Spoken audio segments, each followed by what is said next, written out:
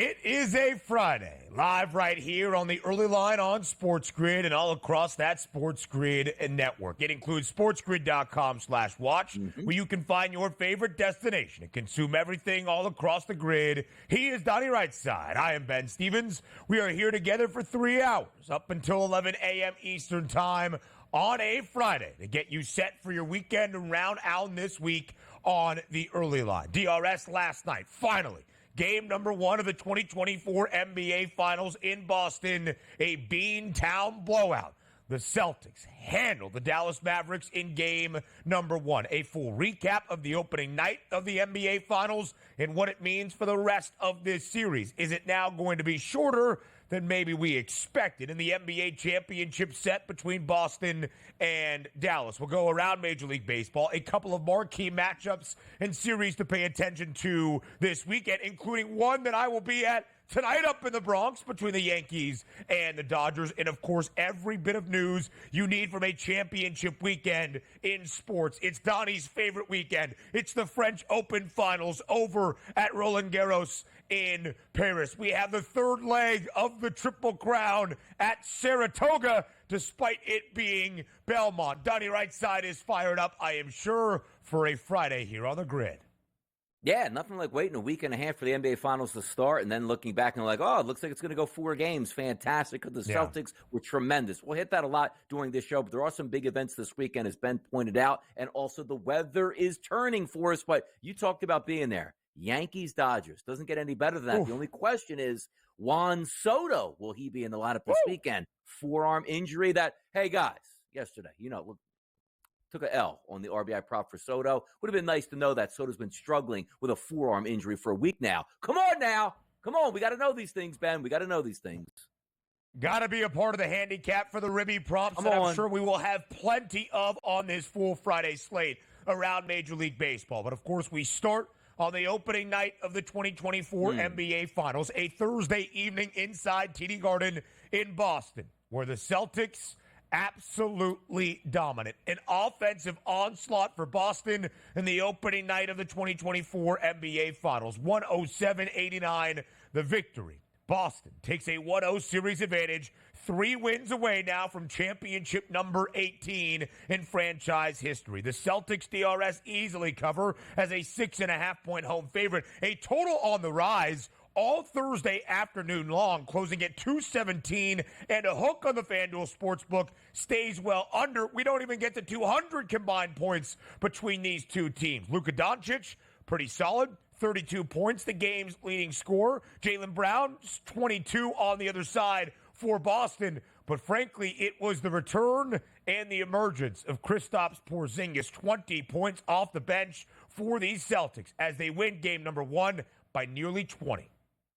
Yeah, if you're a Mavs backer, you're not liking that because the questions were, boy, you missed all of that time for Porzingis. How's he going to fit in? He's not in the starting lineup, and it looks like he just parachuted in from his 20-7 regular season, said, hey, guys, I'm here. Can you use me? Let's get after it. The Celtics were tremendous from start to finish. You got to go back to the drawing board if you're the Dallas Mavericks, but also sometimes the blowout, and I say, is one for the good guys. How about under 31.5 for Luka Doncic? That cashes. Why? Because Luka Doncic got 30 points. Didn't need to really play late in that basketball game. That would be a stone-cold loser if we had a close game, but we didn't. Why? Yeah. Because the Celtics were that good. And now we have a lot of talking points to say, can the Celtics do one of those, hey, Celtics in 4 or 5 at this point? They were that impressive last night. 34 Luka in 5 of the last 6 for the Dallas Mavericks. 30 and 10 last night, but only a single dime. Did make 4 triples. Every Boston starter scores in double figures, including Al Horford, who got the start for the C's. Kristaps Porzingis, electric off the bench from the very jump. 20 points last night. Incredibly efficient in only 21 minutes of action. Again, plenty of more reaction from game number 1 in Beantown last night and what it means for the rest of these NBA Finals. We'll discuss for the entirety of the opening half hour on this Friday, but we get you caught up with everything you need to know. The Yankees complete another sweep of the Minnesota Twins, 2 straight sweeps over the Twins to start off this year and make that 8 victories in a row for New York flat out. 8-5 the victory for the Yanks yesterday in the series finale inside Yankee Stadium against Minnesota. Trent Grisham Welcome to the lineup. 3 RBIs yesterday to pace the Yankees. Yeah, 13 total runs. I told you yesterday I liked runs in this environment. Pablo Lopez is a very good starter, but struggling this season. 4 innings pitched, 7 earned runs. Then we told you that Marcus Stroman's actually having a decent year, but struggling against lefties. Got a lot of lefties in that Twins lineup. He goes 4 2/3 innings, 5 earned runs, easily going over that total. But this is the Yankees, man. They just keep pounding at the plate. And even though I did lose on Juan Soto yesterday, and he leaves with a forearm injury, the rest of that lineup certainly picked up the slack here. 8 runs for the Yanks. If they're going to score this many runs as we start to turn into the summer, good luck beating them. 45-19, no stopping the Yanks. 8 wins in a row. The Phils had the day off yesterday, so they stay at 44 wins for the moment. New York enters this second weekend in June with the most wins in Major League Baseball at 45. But as Donnie detailed, Juan Soto set to have an MRI in what the Yankees are calling forearm discomfort. We will see what his status is moving forward. When you talk about sports dynasties right now in the current landscape, you must start with the Oklahoma Sooners softball program. Make it 4 consecutive national championships for Patty Gasso and OU. The Red River rivalry in the final team meeting of Oklahoma and Texas as Big 12 conference members goes to OU. 8-4 yesterday, a 2-game series sweep in the Women's College World Series Finals as the Oklahoma Sooners become the first Division I softball program in NCAA history to win 4 straight national championships. And that's pretty impressive in any sport that you see to have a dynasty going at this point in continuance. And probably next year, they might even be probably favored again to win another College World Series. Good for them, because when you talk about teams that can win on a year-to-year basis, there's so many teams that are good that could just match up with them. And also, Ben, keep in mind, they probably shouldn't even been in the final here. Coming all the way back, heart of a champion. Oklahoma, man, congratulations. Jada Coleman walked it off for the Sooners in an elimination game earlier this week against Florida in extras, and Oklahoma takes advantage. -170 yesterday on the money line to win game number 2 over the Longhorns, and that's what Oklahoma does. 6 of the last 8 national titles as well. We'll have plenty more from the College Diamond in hour number 2. Scary moment, though, yesterday, DRS, at Kansas City Chiefs mandatory minicamp. B.J. Thompson, a defensive lineman for KC, went into cardiac arrest and suffered a seizure. He was taken to the hospital, but is in stable condition at this time. Yeah, that is a tough scene, and also good on the Chiefs here saying, look, we're not in the regular season. We're not getting ready for a Monday Night Football game. We got to cram in practice time. That is a jarring experience. If you're around, it gave the players the rest of the day off to decompress. But the best news about it, looks like he's going to be okay, and that's what we needed most. Michael Bloomberg joining Alex Rodriguez's bid to own the Minnesota Timberwolves. Thoughts? Yeah, thoughts on this? This is, and again, buyer's remorse. This was supposed to be a sale of over the past 3 years to sort of hand it off. Did you see the new deal that the NBA got from 3 partners here? This franchise now no longer worth $1.5 billion. It's probably closer to $3 billion. So you know the owner's like, hey, how can I back out of this and put this bad boy back on the market? We'll see if it happens. They're in arbitration right now. This story's been out there for a long time now. We're about 20 minutes away from the start of semifinal Friday over in France at the French Open on the men's side. The game, or the match of the day, Carlos Alcaraz versus Jannik Sinner. The women's final is set. Iga Swiatek continues her dominance on clay against Jasmine Paulina. That match is tomorrow. Fantastic. And by the way, I do like it called a game better than a match. I mean, why is it called a match anyway? It's a game. Come on, we're playing a game out here. We'll ask Joe Frizo. But a stunner yesterday at the U20 Cricket World Cup. Whoa. Team USA in its second ever match into the tournament because we're hosting it here in the States. Knocks off international powerhouse Pakistan. America's pastime. Not baseball, cricket. Game 1 of the NBA Finals next.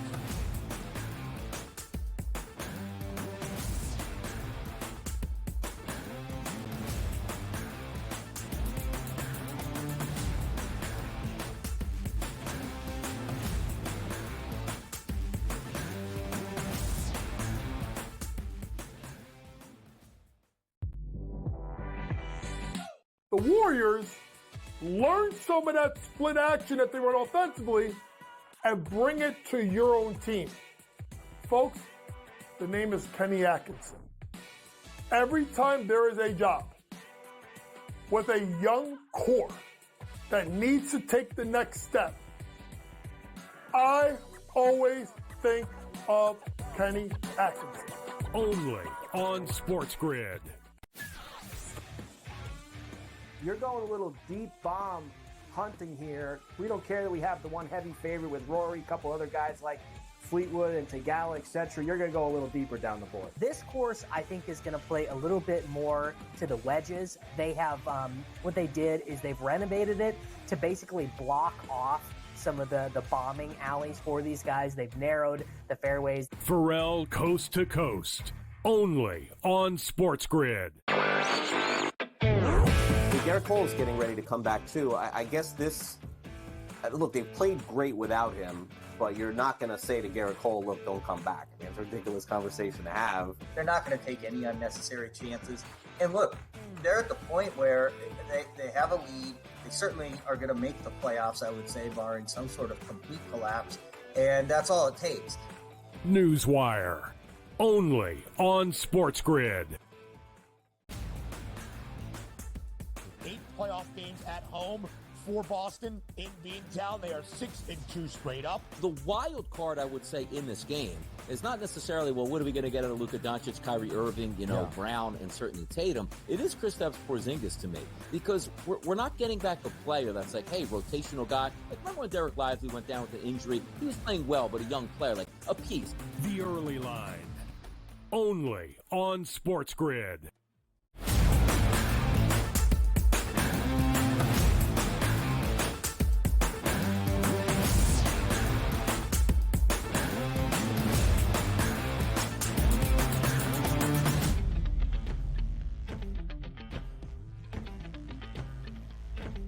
A Boston beatdown last night in game number 1 of the 2024 NBA Finals as the Celtics win by nearly 20 on the opening night of the NBA Championship Series at home inside TD Garden after a full week off from NBA playoff action. We expected this game to probably be closer in game number 1 of the NBA Finals than the result we saw. Boston blitzed them from the very start, 37-20. The Celtics lead after the opening quarter, and really it continued to be that way despite Dallas kind of mustering a comeback in the second half. 107-89. The C's easily cover as a 6.5-point home favorite. A total that skied all the way up to 217, and a hook does stay under. Just the second cover DRS for the Boston Celtics in their last 7 games. Now all 15 postseason contests, the Celtics have been booked as the favorite.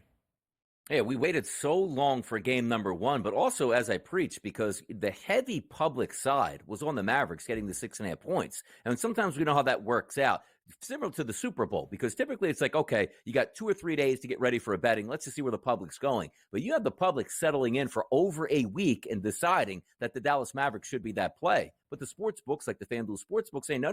We're not lowering that number despite getting 75 to 80% of the tickets coming in on the Mavericks. We're going to keep it around that 6 range and actually increase it to 6.5. The total, which I actually thought I agreed with, going over, but the Boston Celtics were very good on offense. Dallas just didn't show up. Now, the tough part about this is that we are going to overanalyze based on game number 1, as if the Mavericks haven't lost any playoff games, they're going to get swept in 4 games. That's not going to happen. But some of the key indicators that we looked at, Ben, where you said to yourself, Boston was so good during the regular season, home and away. Boston was unbelievable at home. Kristaps Porzingis is coming back into the lineup, a de facto all-star that you're going to get back already on a solid club that was hammering Eastern Conference talent in the playoffs. I just didn't see it coming away because, to be honest, I missed tip-off for this game. Around 9:15, 9:20, I'm like, let me turn on the game. I was like, wait a second. Boston's already running away with it. You go ahead, check out some Major League Baseball scores, get back to the game in the second quarter. It's even worse. It's like, wow, this game is over. And all of a sudden that narrative starts to shift. Like, is this as big as mismatch as we thought it was going to be? Because technically, I didn't understand what we were going to get in game number 1. But the Boston Celtics being good at home, check. The Boston Celtics playing very good defense, check. Porzingis coming back off of the bench and looking like he never left the lineup. Boy, oh boy, it's going to be tough to beat the Celtics based on that one-game narrative. I loved what I saw out of the Celtics, hated what I saw out of the Mavericks. So let's talk about trends, because part of the handicap DRS in the final month of the regular season, when it was very clear the Celtics would have a favorable path in the Eastern Conference, and it was pretty darn clear that Boston would end the year with the best regular season record, giving them home floor advantage throughout the entirety of the postseason, Eastern Conference and beyond, into a potential NBA championship series. We talked about how dominant the Celtics were inside TD Garden all year long. Last night, game number 1 of the 2024 NBA Finals was game number 50 for the C's in Beantown this season. They are 44-6 straight up in Boston. Now 27-21-2 against the spread. 8-7 ATS as the favored side in all 15 games here throughout their playoff run. But last night was just the second time, and now their 9 home playoff games, they were booked as a single-digit favorite inside TD Garden, and they entered only covering once in their last 6. And you talked about the public betting on the Dallas Mavericks, and frankly, DRS, it makes sense from an underdog perspective. The Mavs entered the NBA Finals 6-1 straight up as an underdog throughout this playoff run that sees them in the NBA Finals, but it really did not matter last night. Both teams over in 5 of their previous 6 games. Entering this series, we stayed well under a total on the rise of 217 and a hook yesterday. And Donnie, there was so much conversation about how easy it was for the C's, a Boston breeze throughout the Eastern Conference playoffs. Every series, the star on the other side, injured, unable to complete that set. One thing maybe we did not really discuss enough was what Kristaps Porzingis would do in his return. 14.5, the points prop yesterday for KP, a number he was over by the halftime break. He finishes with 20 points in 21 minutes off the bench and does cash my best bet of the day as well, over 1.5 blocks, finishing with 3.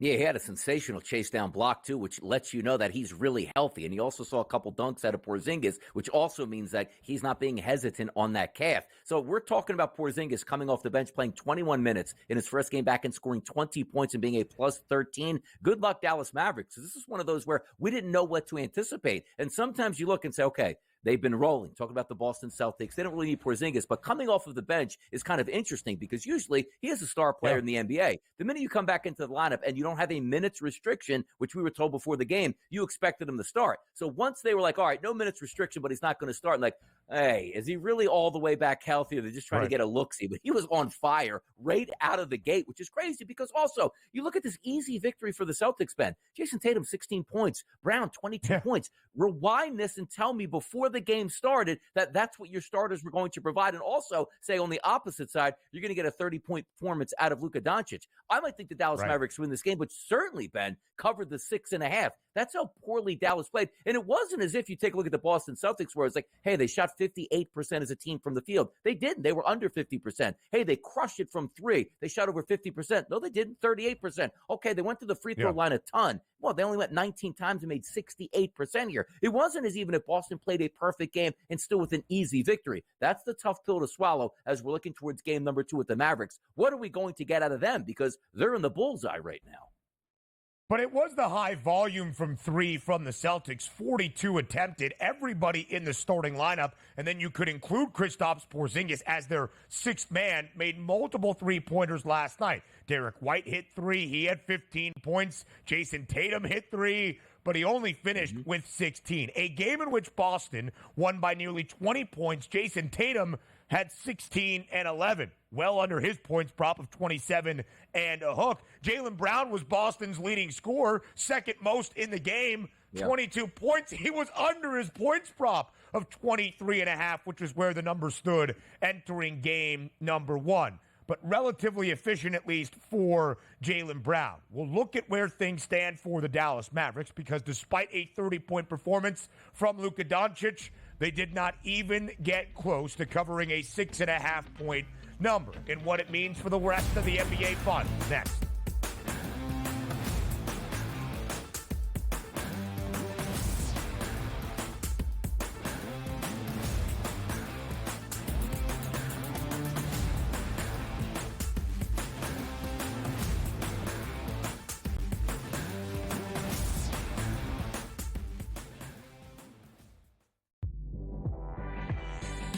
The Warriors learn some of that split action that they run offensively and bring it to your own team. Folks, the name is Kenny Atkinson. Every time there is a job with a young core that needs to take the next step, I always think of Kenny Atkinson. Only on SportsGrid. You're going a little deep bomb hunting here. We don't care that we have the one heavy favorite with Rory, a couple other guys like Fleetwood and Tagala, etc. You're going to go a little deeper down the board. This course, I think, is going to play a little bit more to the wedges. They have, what they did is they've renovated it to basically block off some of the bombing alleys for these guys. They've narrowed the fairways. Pharrell Coast to Coast. Only on SportsGrid. Garrett Cole's getting ready to come back too. I guess this. Look, they've played great without him, but you're not going to say to Garrett Cole, "Look, don't come back." I mean, it's a ridiculous conversation to have. They're not going to take any unnecessary chances. And look, they're at the point where they have a lead. They certainly are going to make the playoffs, I would say, barring some sort of complete collapse. And that's all it takes. Newswire. Only on SportsGrid.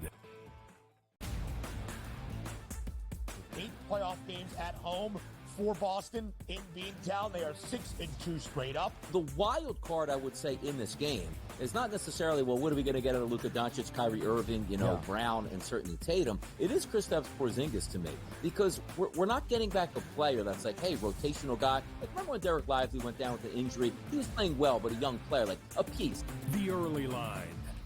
Only on SportsGrid.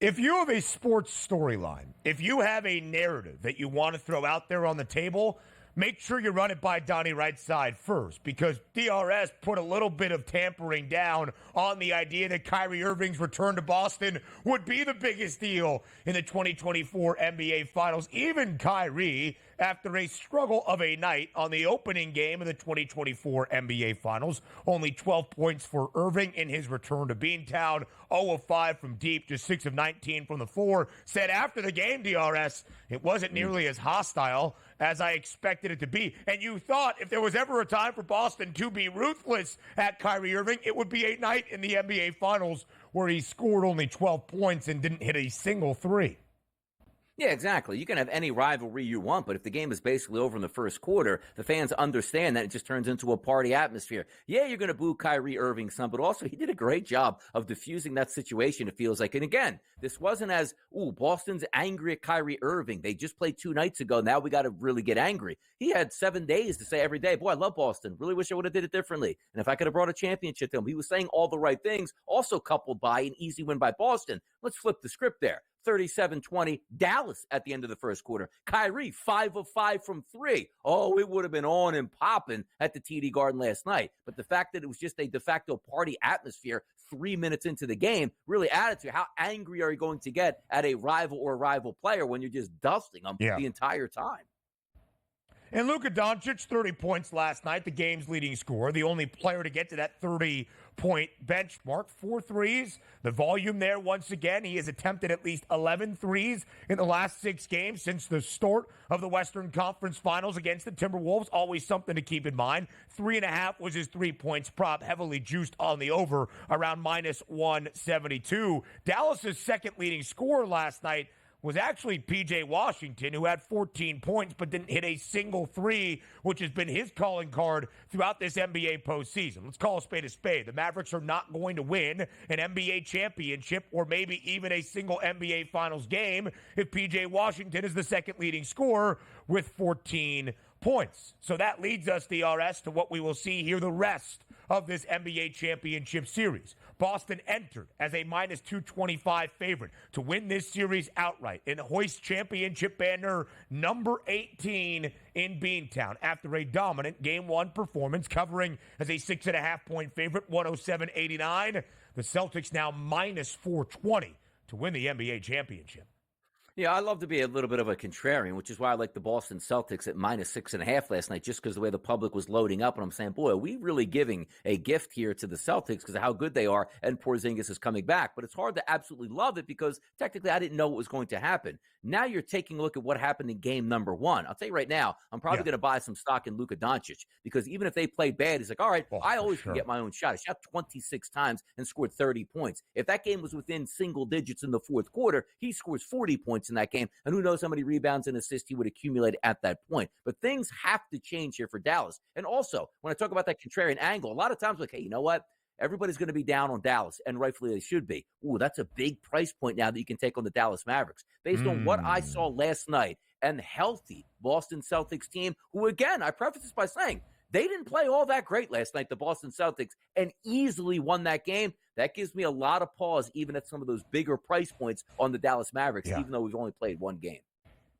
And I think that because of the fashion in which Boston dismantled Dallas in game number one, people are thinking Boston is going to blow out the Mavericks throughout the entirety of this NBA Finals. Ooh, maybe it wasn't so easy for the Celtics in the Eastern Conference playoffs. Maybe it's just that Boston has been that supreme team in the association all year long. And I think there is truth to that statement. But I don't think the Celtics are pulling off another gentleman's sweep. I don't think the Celtics are going to outright sweep the Mavs as well. So as we look at the odds for this series to end in 4 games is still unlikely at plus 440.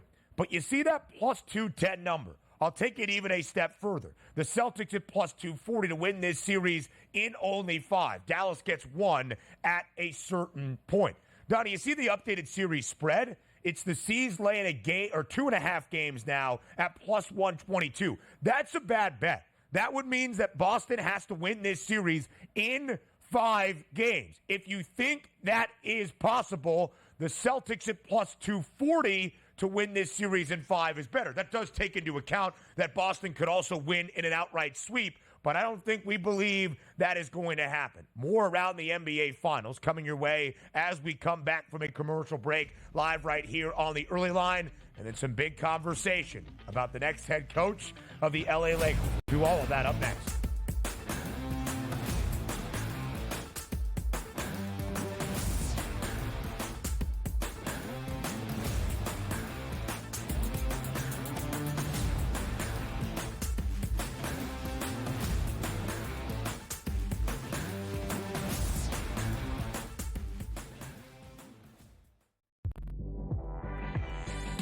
The Warriors learn some of that split action that they run offensively and bring it to your own team. Folks, the name is Kenny Atkinson. Every time there is a job with a young core that needs to take the next step, I always think of Kenny Atkinson. Only on SportsGrid. You're going a little deep bomb hunting here. We don't care that we have the one heavy favorite with Rory, a couple other guys like Fleetwood and Tagala, etc. You're going to go a little deeper down the board. This course, I think, is going to play a little bit more to the wedges. They have, what they did is they've renovated it to basically block off some of the bombing alleys for these guys. They've narrowed the fairways. Pharrell Coast to Coast. Only on SportsGrid. Garrett Cole is getting ready to come back too. I guess this, look, they've played great without him, but you're not going to say to Garrett Cole, look, don't come back. I mean, it's a ridiculous conversation to have. They're not going to take any unnecessary chances. And look, they're at the point where they have a lead. They certainly are going to make the playoffs, I would say, barring some sort of complete collapse. And that's all it takes. Newswire. Only on SportsGrid. 8 playoff games at home for Boston in Beantown. They are 6-2 straight up. The wild card, I would say, in this game is not necessarily, well, what are we going to get out of Luka Doncic, Kyrie Irving, Brown, and certainly Tatum. It is Kristaps Porzingis to me, because we're not getting back a player that's like, hey, rotational guy. Like, remember when Derek Lively went down with the injury? He was playing well, but a young player, like a piece. The early line. Only on SportsGrid.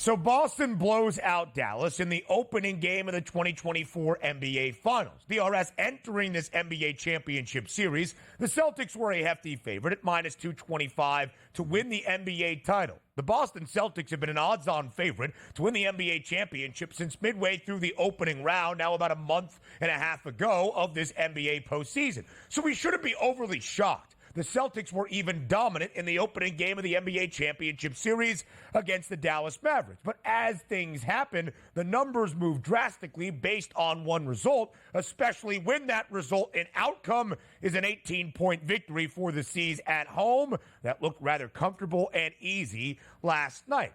But entering game one, the shortest correct score market, which is Boston to win the NBA championship and in how many games, had the Celtics to win in 5 and 7 at the same price at plus 340. I think there are some, Donnie, that wake up on this Friday morning and say, all right, maybe Boston just is that good. I could see a sweep, probably a gentleman's sweep. I don't think we're getting past 5 games. How did the game one result change your mind, if at all, for how the rest of the NBA Finals plays out?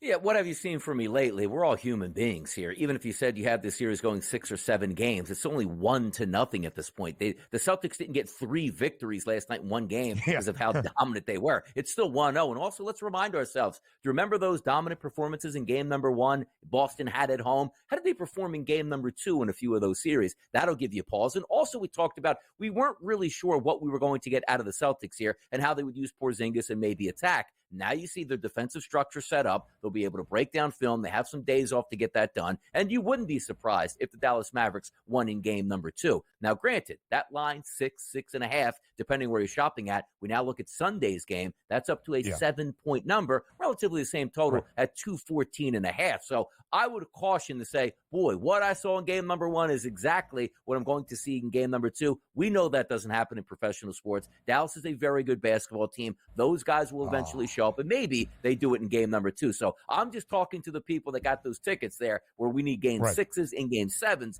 Don't give up hope just yet based on what you saw last night. If it was that easy, nobody would be allowed to bet because everybody would just steamroll the Celtics in 4 games, and we'd all be millionaires. I've said it so many times on the show. I bet Boston to win the NBA championship on March 20th at a plus 220 number. I have been holding on to that ticket, hoping for outcomes like this, hoping that Boston could breeze through the Eastern Conference to get to the NBA Finals and win championship number 18.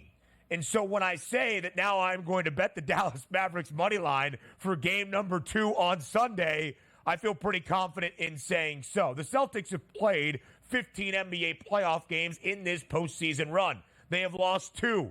Both have come in game number 2 at home inside TD Garden. Boston made it look so easy in game number 1. I guarantee you adjustments are made for the Mavs in this second game that it will be at least a ton closer. That Dallas is going to cover as a 7.5-point underdog, if not win outright. And I really do think there are a couple of best bets based on the series odds right now. You could have plus money in a big way on the Mavericks if you think Dallas does make this a series. You could look at the total games market. You could correctly predict winner of the NBA championship and in how many games. But, Donnie, what was one of the numbers that we talked about a ton? The over-under for the total games in this NBA Finals series.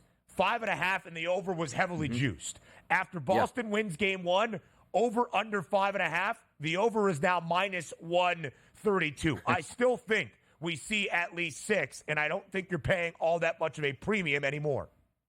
No, and I believe, because I remember taking a look at it when we first opened up, it was like that minus 165 or so price to go over 5.5 games. Within like one day, that jumped up to like minus 180, minus 190, because everybody's going like, wait a second, this could be an absolute steal. And appropriately, FanDuel did change those numbers. But now you take a look at that beatdown last night as if it was 3 games in 1 that the Celtics won. And now you're thinking that it might go shorter, which again, this is what we saw last night. It was like, boy, this looks like a really big mismatch all the way through. But we've seen that before, and series have been able to change. Injuries happen, momentum happens, great players are able to take over games. And also, this wasn't a normal environment. This wasn't, we both played on Monday, now we're going to meet up on a Wednesday and play again. We talked about this ad nauseum for the past week. How are these two teams going to play? Because something could be amiss. And also, I pointed out, what happens if today we woke up where the Dallas Mavericks had won an easy victory over the Celtics?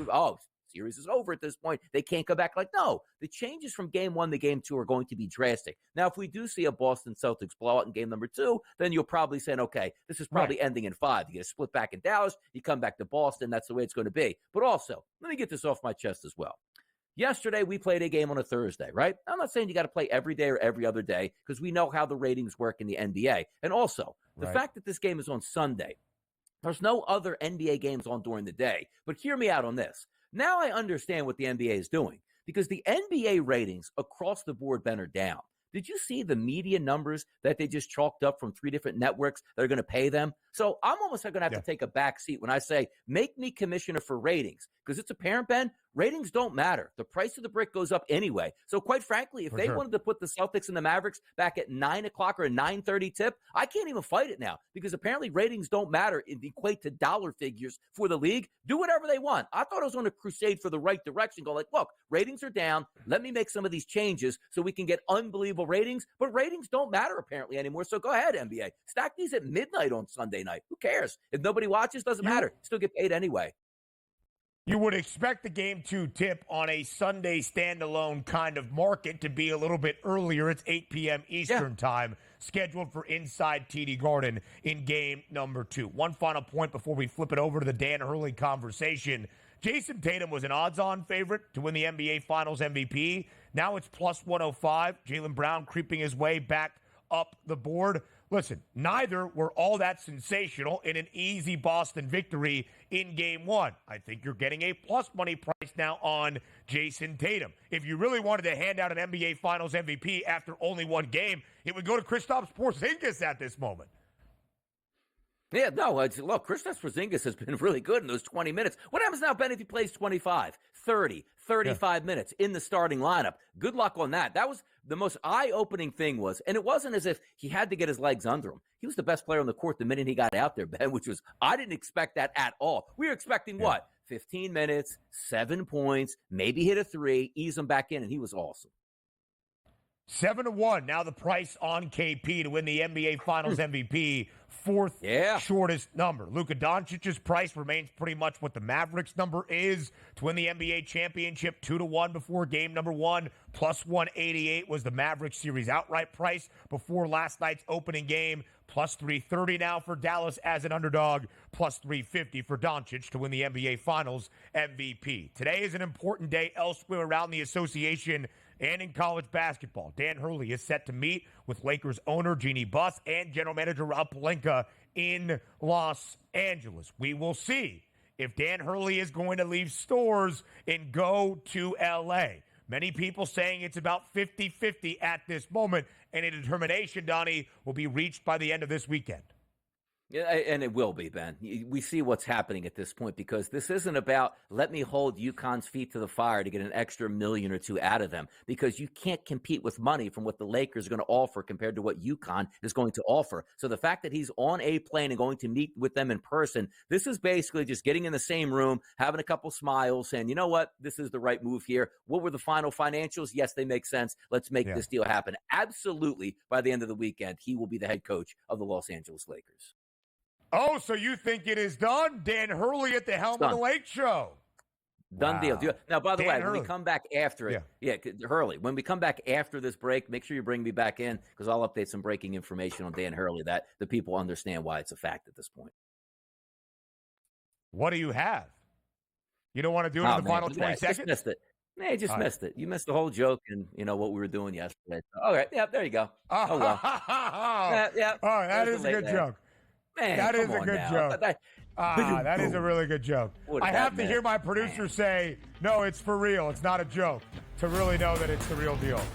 All right, we're back on the early line next.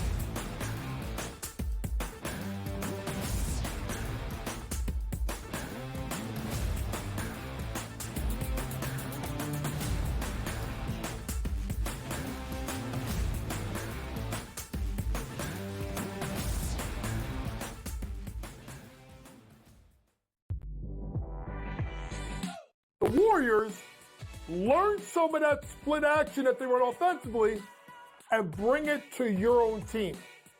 Folks, the name is Kenny Atkinson. Every time there is a job with a young core that needs to take the next step, I always think of Kenny Atkinson. Only on SportsGrid. You're going a little deep bomb hunting here. We don't care that we have the one heavy favorite with Rory, a couple other guys like Fleetwood and Tagala, etc. You're going to go a little deeper down the board. This course, I think, is going to play a little bit more to the wedges. They have, what they did is they've renovated it to basically block off some of the bombing alleys for these guys. They've narrowed the fairways. Pharrell Coast to Coast. Only on SportsGrid. Garrett Cole is getting ready to come back too. I guess this.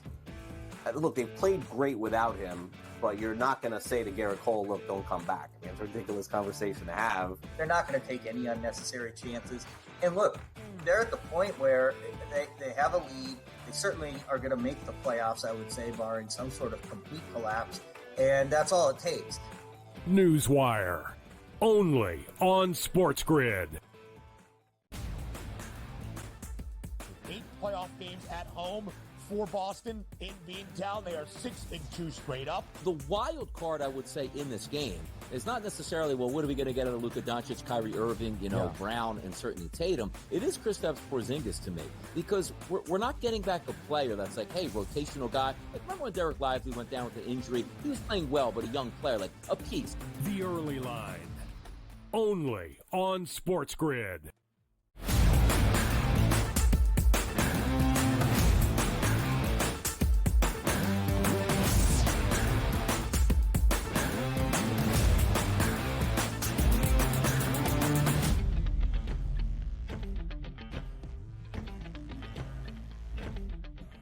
The joke from my co-host about Dan Hurley and any breaking news is JY brought us to start hour number 3 yesterday. Here's the news that we have as of this moment. Dan Hurley is set to meet on this Friday with Jeannie Buss and Rob Pelinka in Los Angeles about a potential job change and becoming the head coach of the Los Angeles Lakers. We had many think pieces yesterday, Donnie, about Dan Hurley and his desire to one day coach in the NBA, his fiery and competitive nature that wants to be tested at the premier level of basketball.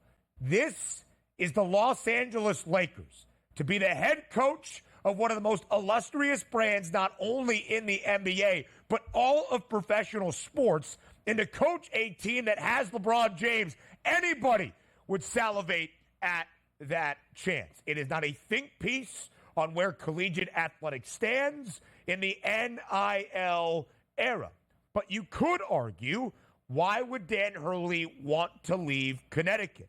He is on a track, as of this moment, to become one of the highest regarded head coaches in the modern era of college basketball. He has won 2 national championships in his 6 seasons at the helm of UConn, but both of those back-to-back the previous 2 seasons. He is one of 8 college basketball head coaches to win 2 straight national titles. He is one of 17 college basketball head coaches in men's D1 history to ever even win multiple national championships. And he seems as though he is leading UConn into the precipice of doing something historic in true contention for 3 straight titles. And this is in the Field of 68 era of a tournament we describe as madness. Dan Hurley is already one of the best coaches in college basketball in the last decade. Why would he not want to continue his legacy in stores?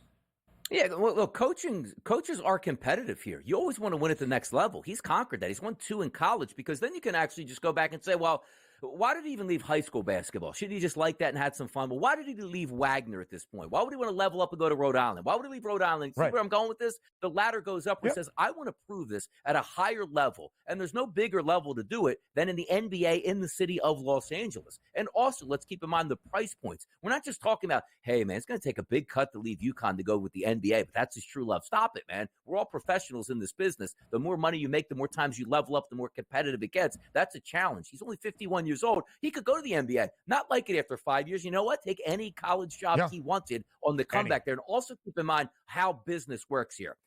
Hurley flying out to the West Coast is already a big deal here, because if you didn't want the Lakers job, you know what you saw? A salacious report. The Lakers are reaching out to Hurley to see if he wants it. Hurley comes out immediately on social media. Guys.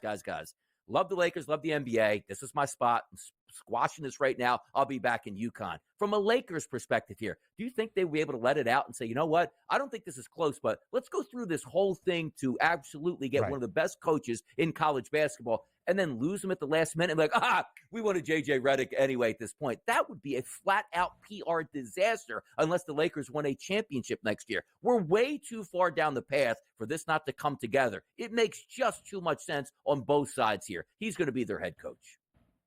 14-1. Now the price on the Huskies to win next year's NCAA Tournament National Championship. That would be 3 in a row for UConn. But yesterday they were a co-favorite alongside the team at the top that you see, Kansas, at a 10-1 number. So based on the speculation, it is moved by $4 against Connecticut. Ben, let me ask you a question. Go ahead. Okay, let me ask you a question on that, because I don't really follow that much in the offseason for UConn. I know a couple guys, but they lost a lot of talent. Were they really going to be that good? Sure. Because sometimes we see it like, hey, you know what? I have my guys together for 2 years. We went back to back. I see the writing on the wall next year, and it's the perfect time to leave. So it wasn't really a case of that. Like, UConn is stacked for next year, apparently. Yeah, they are. They got some good transfers. Aiden Mahaney from St. Mary's, I believe it was, as well. They're going to be good. They're going to be one of the best in the Big East. They're going to be a top 25 team all year long, probably the preseason number one because they've won 2 straight. Alex Caravan returns. Yeah, they'll be fine despite losing Steph Castle, Donovan Clingan to the NBA draft, both probably lottery picks. They are going to be in contention. Could they win 3 straight? Of course, that is a very high bar to clear. Will they be as dominant as we have seen in non-conference play the last 2 seasons with or without Dan Hurley? That remains to be seen. But yeah, UConn is deserving of a 10-1 price, or at least one of the top 5 numbers to win a national championship. Which makes a lot of sense there, because we talk about some of those great coaches that leave college spots. Talk about Pete Carroll at USC. The writing was on the wall with the whole Reggie Bush fiasco. It was the perfect time to leave. Coaches usually are smart at that point when they want to get to the next level. And again, I think it's a perfect fit. Nobody's leaving. Nobody's scapegoating anything. The only question is going to be, though, is who is going to be left at UConn with that transfer window that's going to open up? Because as much as we used to love to say in the NCAA, choose the school, not the coach. Not a single player has ever done that. You've always chosen the coach. And if the coach leaves, you're probably going to leave as long. And also, there's no time to replace any of those players. Boy, you got a tumultuous back-to-back champion heading into next year with a lot of questions now if this coaching move does happen. They've got a great freshman class as well, led by Liam McNeely, who at one point was committed to another school named Indiana. So there's a lot that could happen here. And if Dan Hurley does decide to become the next head coach of the LA Lakers, it opens up a 30-day transfer portal window where anybody on Connecticut's roster can hit the portal. And believe you me, there is going to be so many college basketball coaches hitting their lines to see if they can convince Liam McNeely or Alex Caravan to change destinations and come to their basketball program. And I do think Donnie said something in our most recent segment together about this coaching search for LA that is spot on. Whether it's J.J. Redick or more than likely Dan Hurley at this point, the contract is going to be one of the most lucrative we have seen in NBA history. I would be surprised, Donnie, if it's not $15 million per year at bare minimum. That would make them, or whoever it is, Dan Hurley more than likely, tied for the 3rd highest paid coach in the association with Eric Spoelstra. He makes 15, Greg Popovich somewhere near $16 million per year, and Steve Kerr, the highest paid coach in the NBA, at $17.5 million annually. Yeah, he's not coming over for a 5-year look-see contract to see if he can make it. He's coming over to break the bank, which means he'll get that stability from the franchise because not going to fire him 2 years into a 10-year, $200 million contract. So he's going to get that stability as well. Rapid fire, a whip around Major League Baseball and a slate on Thursday. Recaps next.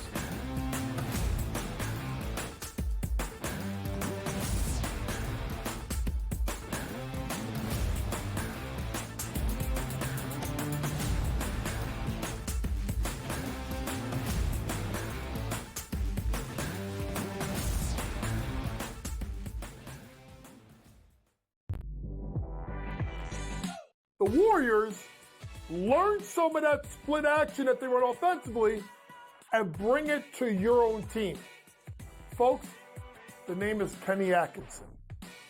Every time there is a job with a young core that needs to take the next step, I always think of Kenny Atkinson. Only on SportsGrid. You're going a little deep bomb hunting here. We don't care that we have the one heavy favorite with Rory, a couple other guys like Fleetwood and Tagala, etc. You're going to go a little deeper down the board. This course, I think, is going to play a little bit more to the wedges. They have, what they did is they've renovated it to basically block off some of the bombing alleys for these guys. They've narrowed the fairways. Pharrell Coast to Coast. Only on SportsGrid. Garrett Cole's getting ready to come back too. I guess this. Look, they've played great without him, but you're not going to say to Garrett Cole, "Look, don't come back." It's a ridiculous conversation to have. They're not going to take any unnecessary chances. And look, they're at the point where they have a lead. They certainly are going to make the playoffs, I would say, barring some sort of complete collapse. And that's all it takes. Newswire. Only on SportsGrid. 8 playoff games at home for Boston in Beantown. They are 6-2 straight up. The wild card, I would say, in this game is not necessarily, well, what are we going to get out of Luka Doncic, Kyrie Irving, Brown, and certainly Tatum. It is Kristaps Porzingis to me, because we're not getting back a player that's like, hey, rotational guy. Like, remember when Derek Lively went down with an injury? He was playing well, but a young player, like a piece. The early line. Only on SportsGrid.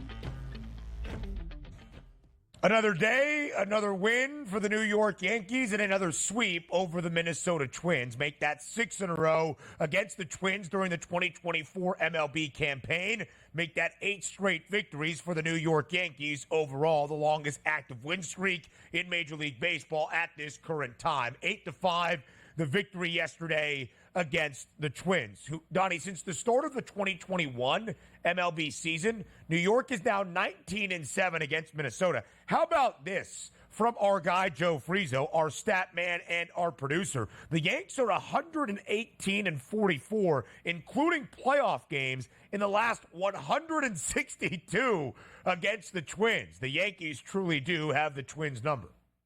No, they certainly do. And a lot of that is that playoffs where it's almost like, hey, they haven't beaten the Yankees in the playoffs, it felt like, for 20 years, which is pretty incredible because usually you steal a game or two. And even yesterday, that was going to be a tough one, no doubt about it. I'm not in love with Stroman as a pitcher, but I am in love with that Yankees lineup. And Pablo Lopez, once again, he's a pedigree pitcher, but struggling. It was a perfect point to jump on them yesterday, even though Soto left that game early after that rain delay. Still way enough bullets in the tank there for the Yankees. 8 runs on the board through 7 hits, so very efficient with that. Everything is clicking for the Yankees, and quite frankly, they're fun to bet and they're fun to watch.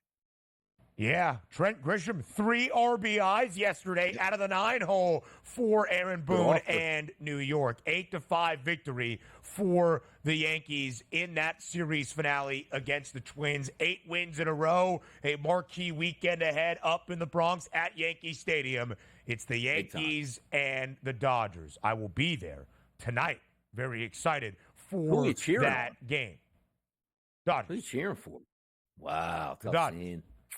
I'm not I've never liked the Yankees. I am a New York guy. At least I have lived here for close to 6 years, and I lived with 2 friends over the first 4 years of my time in the Big Apple that were diehard Mets fans. So, if anything, I have allegiance to the Amazons, not the Yanks. And now, will you be wearing any paraphernalia tonight? Is it an LA hat? Is it an Ohtani jersey? I gotta find my Dodger hat. I gotta find my Dodger hat, but if not, I will wear my Shellback Tavern hat, a lovely watering hole in Manhattan Beach, California, so everybody knows what my allegiances are to. Yeah, that's tough seeing out there. I don't know. I gotta laugh out of that, but not even a Dodger hat, just a bar hat. I can't find it. Over there. That's pretty good. In the move, it got left behind. It was a fitted that fit my head a little snug, and I think I said, I'm done with it. I've had it for like 8 years. You have any Phillies hats? I do have Phillies hats. Yes, I'm not a really big hat guy anymore. I used to be a big hat guy. I don't see you as a hat guy at all. Yeah, but when I go to the Phillies game, I do rock a Phillies hat. I got a couple fitted, a couple snapbacks on the back, so you just rotate them through when you go. But yeah, I'm not a really big hat guy. But I was a big visor guy back in the day. How about that? Oh my God! Never wore the hat on the golf course. Always the visor. Hold on a second. Do you have any of those laying around the home studio that you could put on during a commercial break? Exactly. I need to see one of those. I think I have a couple Under Armour ones I want to say. We need to see that. We got 2 minutes left in this segment, a 2-minute commercial break, and then I hope at some point we see Donnie Rightside in either a fitted or a visor throughout the early line on this Friday. Only a short 2-game set, DRS, between AL Central foes in Cleveland during this midweek because Wednesday was rained out in Cleveland. But in the second game of this short set, the Royals take it 4-3 over the Guardians. They went outright as a plus 130 money line dog. And our guy, Vinny P, got it started for KC. An RBI double in the first. Kyle Isbell, RBI single, the game-winning runs in the 8th inning as Kansas City takes the final game of only 2 against the Guardians 4-3.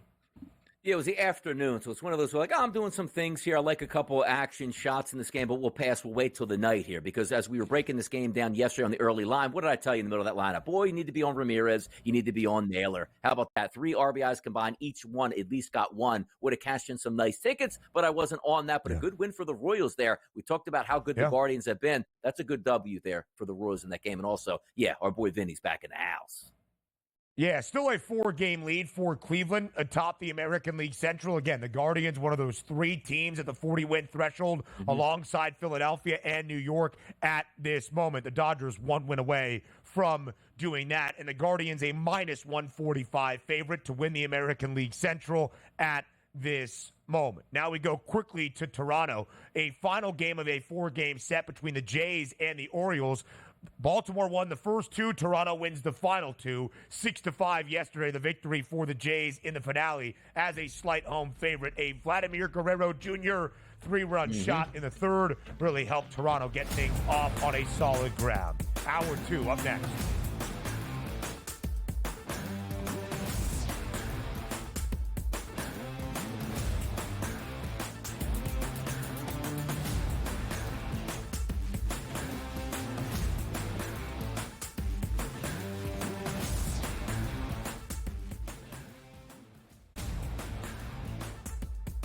Playoff games at home for Boston in Beantown. They are 6-2 straight up. The wild card, I would say, in this game is not necessarily, well, what are we going to get out of Luka Doncic, Kyrie Irving, Brown, and certainly Tatum. It is Kristaps Porzingis to me because we're not getting back a player that's like, hey, rotational guy. Like, remember when Derek Lively went down with an injury? He was playing well, but a young player, like a piece. The Early Line, only on SportsGrid. SportsGrid, your 24/7 sports wagering network. Fantasy sports today. Be a guy that's really useful in your fantasy rotation? I think the answer is yes. Game time decisions. And guess what? I'm going to lose the bet because he's injured again. Betting above the rim. He's got a broke J. That's all there is to it. He's got no confidence in that jump shot. My thing you've always heard me say on the network is you're either winning or you're rebuilding. In-game live all access. Wondering when that was going to happen, and the answer is it just did. Sometimes you think the bigger guy will have the advantage. Well, if the little guy can move, Joe, it's hard to hit the little guy sometimes when you're a big boy, right? In-game live, prime time. 1-1, I'm going to take a little flyer on Justin Rose. In-game live, overtime. As you sit here and listen, watch right now, you may want to consider placing that bet. It's smarter to be on SportsGrid. Anybody remembers that famous chip in that Tiger Woods hit at 14, long and left after he tried to go for the full flop, leaves it short, then chips in for par, goes on and wins. You know, that you can't miss left there. And it's all you're hitting off the tee is a full iron. You're hitting full iron into the fairway, and you're hitting a 138-yard fade pitching wedge. And you can either hit it on top of a minivan or you can't.